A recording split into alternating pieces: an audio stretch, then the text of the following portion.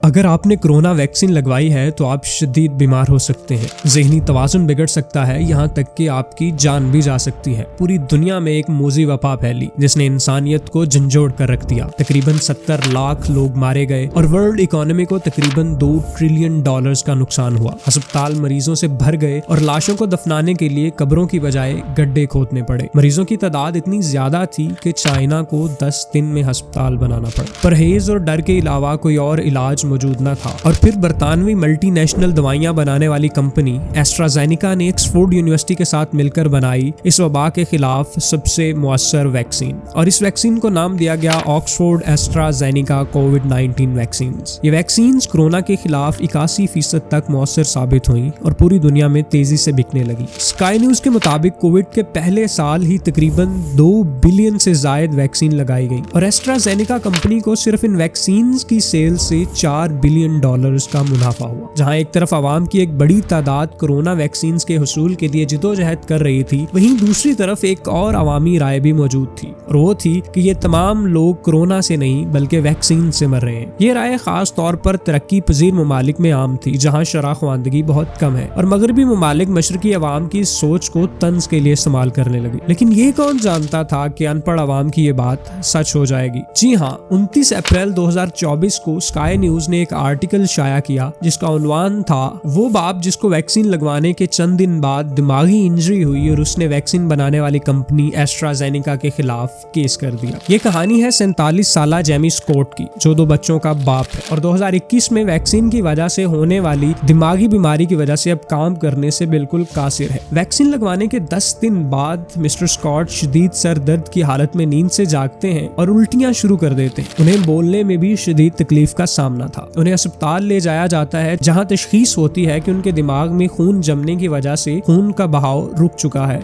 और उन्हें brain haemorrhage का दौरा पड़ा है। उनके दिमाग की सर्जरी की जाती है और वो 1 माह से जायद तक कोमा में रहते हैं। उनकी बीवी केट को बताया जाता है कि अगर ये बच भी गए तो ये पहले की तरह नॉर्मल नहीं रह पाएंगे। मिस्टर स्कॉट की याददाश्त शदीद हद तक कमजोर हो चुकी है। वो ना तो मुकम्मल तौर पर पढ़ लिख सकते हैं और ना ही बोल और सुन सकते हैं। उनकी दोनों आंखों की बिनाई गैर मामूली हद तक मुतासिर हुई है और वो हर वक्त दर्द और थकान में रहते हैं, और ये सब नतीजा है कोरोना वैक्सीन का। मिसेस स्कॉट और उनकी वकील सारा नोरे का कहना है कि वबा की शिद्दत और वैक्सीन के मौसर होने की वजह से वैक्सीन को नुकसानात होने के बावजूद अप्रूवल सर्टिफिकेट दे दिया गया और किसी किस्म की वार्निंग भी नहीं दी गई। मगर एस्ट्राजेनिका कंपनी ने इस इल्जाम को बिल्कुल गलत करार दिया है और वैक्सीन के 100% महफूज होने का दावा किया है। लेकिन इसके बावजूद 4 अप्रैल 2021 की यूरोपियन मेडिसिन एजेंसी की रिपोर्ट्स के मुताबिक 222 ब्लड क्लॉटिंग के केसेस सामने आ चुके थे। MHRA की रिपोर्ट्स के मुताबिक सिर्फ यूके में तकरीबन 81 अमवात